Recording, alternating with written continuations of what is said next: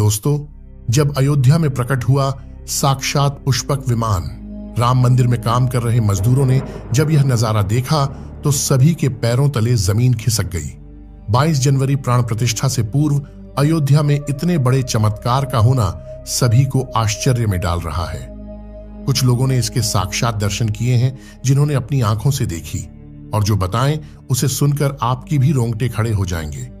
Video में आगे बढ़ने से पहले श्रद्धा भाव से कमेंट में लिख दीजिए, जय श्री राम। दोस्तों, 22 जनवरी 2024 को रामलला अयोध्या के नए भव्य मंदिर में विराजमान होंगे।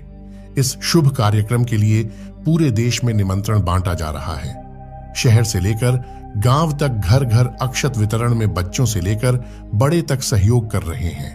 यहां तक कि महिलाएं भी घर घर जाकर अक्षत और श्री राम की अयोध्या की फोटो वितरण कर रही हैं। अयोध्या में राम मंदिर में भगवान राम लल्ला की प्राण प्रतिष्ठा कार्यक्रम की तैयारियां तेजी से की जा रही हैं। इस कार्यक्रम को बेहद भव्य बनाने के लिए कोई कसर नहीं छोड़ी जा रही है। इस बीच राम मंदिर निर्माण का कार्य भी तेजी से किया जा रहा है। मंदिर निर्माण में जो लक्ष्य लिया गया था, उसमें लगभग 80% कार्य हो चुका है। 70 खंभों पर मूर्तिकारी का काम चल रहा है। पिछले दिनों त्योहार की वजह से यह धीमा पड़ गया था, लेकिन अब वह भी तेज गति से पूरा हो जाएगा। निर्माण कार्य जल्द से जल्द पूरा करने के लिए सभी मजदूर रात दिन मेहनत कर रहे हैं। लेकिन 10 जनवरी की रात कुछ ऐसा चमत्कार हुआ जिसे देखकर सभी मजदूरों के होश उड़ गए। जब रात्रि के समय सब मजदूर अपना काम निपटाकर तंबू में सो रहे थे, उसी समय अचानक से उन्हें वहां कुछ हलचल महसूस हुई।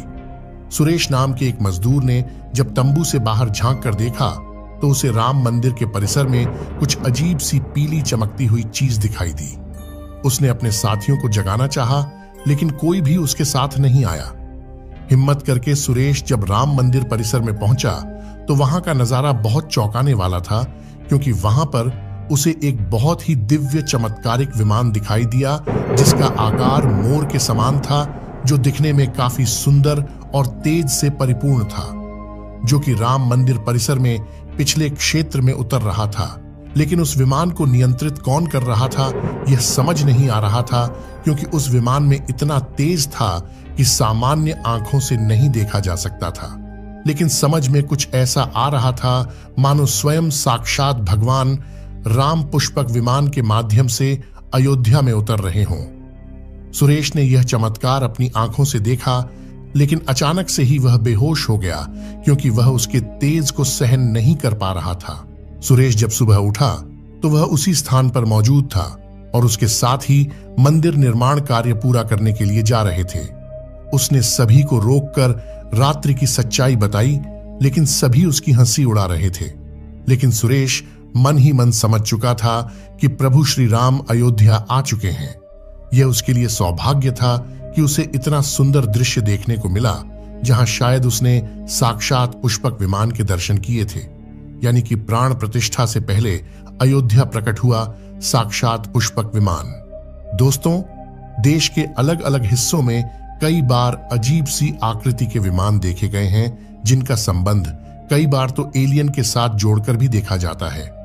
यानी कि अयोध्या में उस रात्रि को मोर की आकृति का विमान देखना वास्तव में प्रभु श्री राम का ही कोई संदेश हो सकता है।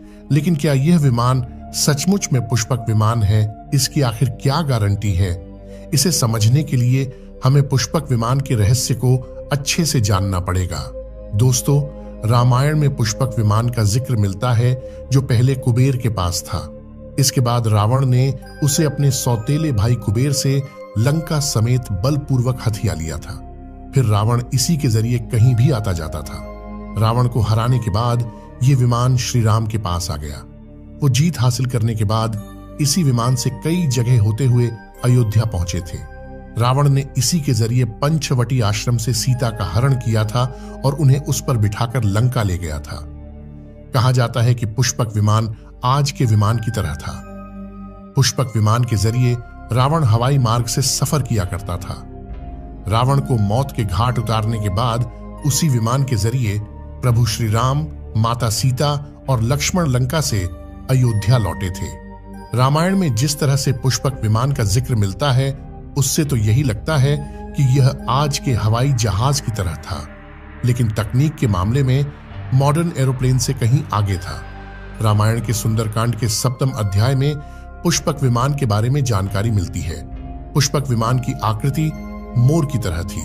यह अग्नि और वायु ऊर्जा से उड़ान भरता था। इसकी तकनीक इतनी उत्कृष्ट थी कि इसका आकार छोटा और बड़ा किया जा सकता था। कहा जाता है कि रावण अपनी पूरी सेना को साथ लेकर इस विमान से उड़ान भर सकता था। पुष्पक विमान अपने चालक की इच्छा के अनुसार गति पकड़ता था। यह मन की गति से उड़ान भर सकता था। विमान में बैठने के लिए कई आसन बने थे।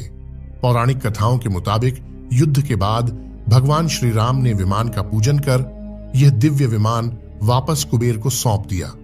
कुबेर ने पुष्पक विमान को भेंट स्वरूप प्रभु श्री राम को दे दिया, जिसके बाद इसी पुष्पक विमान से प्रभु श्री राम, माता सीता और लक्ष्मण अयोध्या पहुंचे।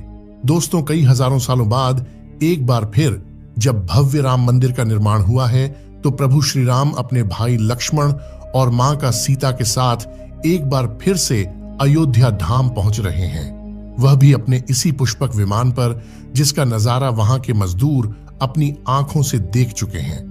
रामायण के प्रसंग में कहा गया है कि जब माता सीता को हरण करके रावण ले जा रहा था, तो रास्ते में जटायु ने अपने चोंच से रावण को चोट पहुंचाई थी। उस समय रावण पुष्पक विमान में ही मौजूद था।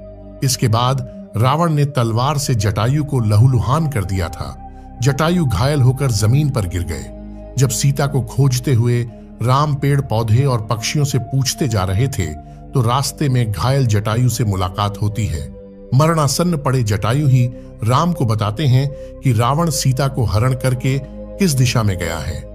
लेकिन जब साक्षात प्रभु श्री राम पुष्पक विमान में अयोध्या आ चुके हैं, तो भला उनके परम भक्त जटायु कैसे पीछे रह सकते हैं। अयोध्या में रामलला की प्राण प्रतिष्ठा से पहले जनपद की सीमा में गिद्धों का झुंड दिखाई दिया है। स्थानीय लोग इसे गिद्धराज जटायु से जोड़कर देख रहे हैं। वे इसे शुभ संकेत भी मान रहे हैं।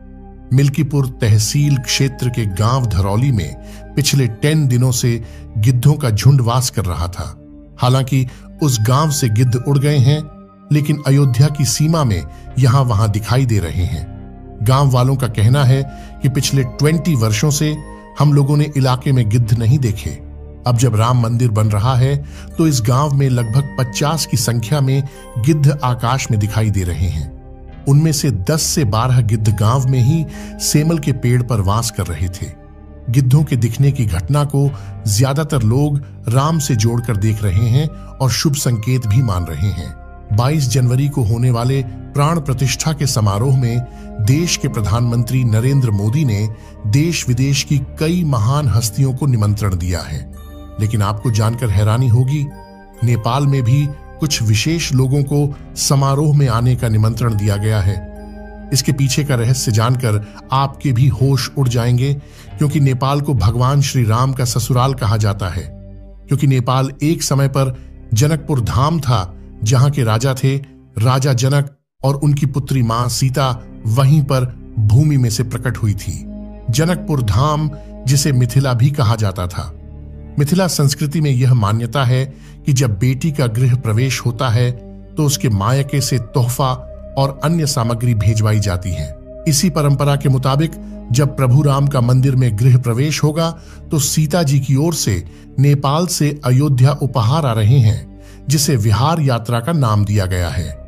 राम मंदिर की प्राण प्रतिष्ठा के लिए भगवान राम के ससुराल नेपाल के जनकपुर से कपड़े, फल और मेवा के साथ साथ उपहारों से सजे 11 थाल आने वाले हैं। इसमें आभूषण, बर्तन, कपड़े और मिठाइयों के अलावा भार भी आएगा, जिसमें 51 प्रकार की मिठाइयां, दही, मक्खन और चांदी के बर्तन शामिल होंगे।